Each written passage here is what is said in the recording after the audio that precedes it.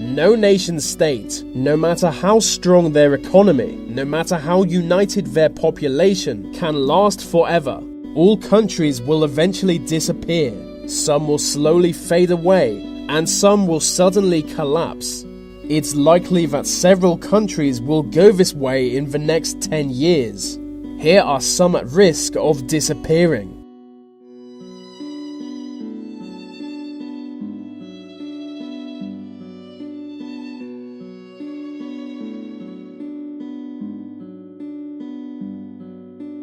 Lesotho is the last absolute monarchy in Africa. It's a small country surrounded by South Africa.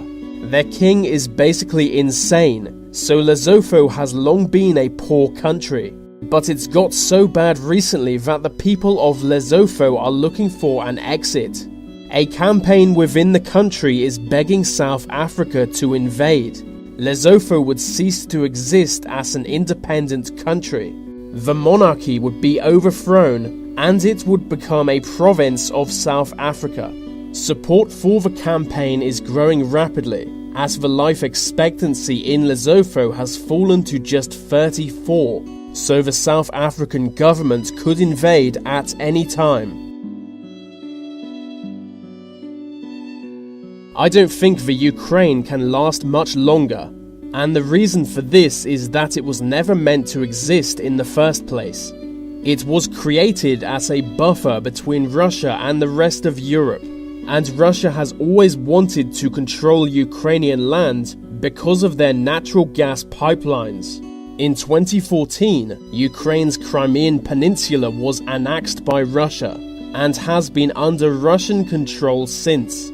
Other areas of Ukraine are currently engaged in power struggles, with Russia clearly seeking more control. The Ukrainian people have never been united, with 17% of their population identifying as Russian. Their country is being torn apart. For 42 years, Libya was ruled by Colonel Gaddafi. But in 2011 he was killed in the Arab Spring. Since then, Libya has been a fractured country, with different regions being held by different armies. The problem started when Libya's new government failed to crush all the other power-hungry groups. So the country fell into civil war. The situation was a lot better when Gaddafi held power. Barack Obama has called not preparing for a post-Gaddafi Libya his biggest mistake. If we're being honest, Libya isn't really a country anymore. It's been split into 3 different ones. It's only a matter of time until the UN realizes Libya hasn't existed since 2014. The UK is a union of 4 countries: England, Scotland, Wales and Northern Ireland. If any of these countries were to leave the Union, it would be a big deal. But if England or Scotland were to leave, the Union would effectively disappear. Last year, the people of Scotland voted against independence.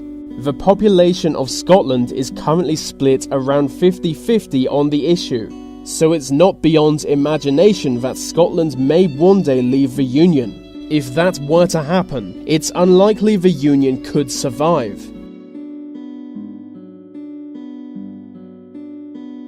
Spain is one of Europe's biggest countries, but that might soon change. A number of regions within Spain have their own independence movements. The most likely to gain independence is Catalonia. There is a big cultural divide between Catalonia and the rest of Spain. They even have their own language. Earlier this year, Catalonia's parliament gained a new leader who is pro-independence. His party aims for Catalonia to break away from Spain within 18 months.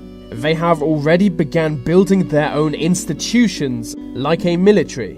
The Spanish government is opposing their actions on constitutional grounds. It's going to be interesting to see which side wins. North Korea is different from other countries on this list for obvious reasons. So many sanctions have been put on North Korea that its government can't afford to feed most of its population. It's among the most impoverished nations. There are three things likely to soon happen to North Korea. The first is that their government collapses and society breaks down until it's reunified with South Korea. The second is that they try to invade South Korea, in which case we'd see a similar outcome. The third is that North Korea is completely annexed by China and simply becomes a Chinese province. I actually think the third is more likely. Much like Libya, Syria has been in a state of civil war since the Arab Spring, but the Syrian dictator was never overthrown. He still controls 40% of the country's land and 66% of the population. The rest is controlled either by Syrian rebels, the Kurds, or ISIS. I don't think the country will ever reunify because of the ethnic divisions within the country. The Kurds have always wanted an independent country in northern Syria. They basically have that now. What we now recognize as Syria was first created as a colony in the French Empire, not as an independent country. That's why the ethnic divisions are so visible. In 2008, Kosovo became an independent country. Up until that point, it was a UN protectorate. And before that, it was part of Serbia. But Kosovo broke away from Serbia in a brutal civil war. Today, it's an extremely weak country. Its tiny economy is still recovering from the war. It really doesn't make sense for Kosovo to exist as a country. 92% of its population are ethnically Albanian, and they share a border with Albania. The obvious solution is for Albania to absorb Kosovo. I'm surprised it hasn't happened already. Albania's Prime Minister has publicly stated that the unification of the two countries is inevitable. Thanks to rising sea levels, there are a whole load of islands at risk of completely disappearing. I mean, the Maldives, they'll soon be gone, and most of Micronesia as well. The island nation of Kiribati is home to 100,000 people, but their islands are vanishing, and they need a new home. So their government is planning on moving them all to Fiji. Fiji is also an island nation, so maybe it's not the best plan. The European Union is essentially a federalist country, in the same way the United States is. It has its own flag, its own legal system to enforce its own laws, it's represented in the G20, and it's soon to have its own military. With all these things, it can only be called a country, but it's a country in trouble. All across the continent, we see the rise of anti-union movements.